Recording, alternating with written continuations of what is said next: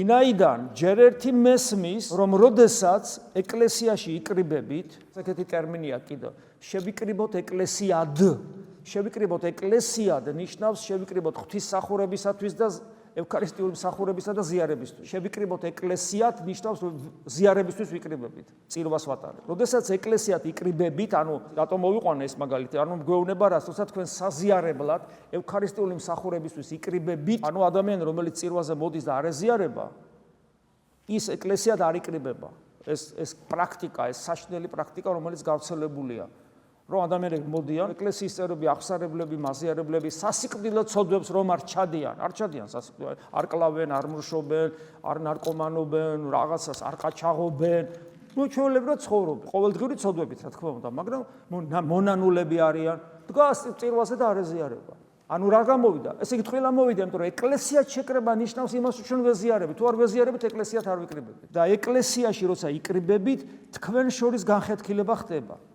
საუბრობს პავლე მოციქული განხეთქილებას და ნახეთ, აი აქ განხეთქილება რატო აუსვავს ხას განხეთქილებას? იმიტომ რომ თუ შენ აქ ხარ, მაგრამ ხარ როგორც ხშირად მოყვავს ხოლმე მაგალითად ჭეჭყვაში, მეტროში ხარ რა, მეტროში რო ხარ, ჭეჭყვა ამბობენ ძალიან მაგარი ჭეჭყვაო, ხო მეტროში. მეტროში რო ჭეჭყვაში ხარ, იმ ადამიანებთან, ვისთანაც ჭეჭყვაში იმყოფები, ისინი შენი ახლობლები ხდებიან, რაც უფრო მაგრად დაიჭეჭყები, უფრო ახლობლები ხდებიან.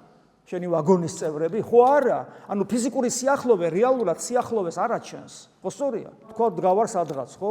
აი რა კარგია, რომ ერთად ვართ. ვართ ერთად?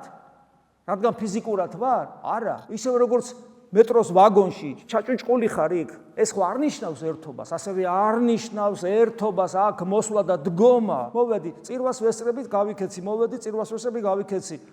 ახლა აქ სულ ერთია ვინ არიან, როგორ არიან, არანაირი კავშირი, ერთობა არც მაქვს, არც სურვილიც არ მაქვს და შეუძლებელიც კი არის ამდენჯერად სადა ეს ერთობა, არაფერი გამომივიდა.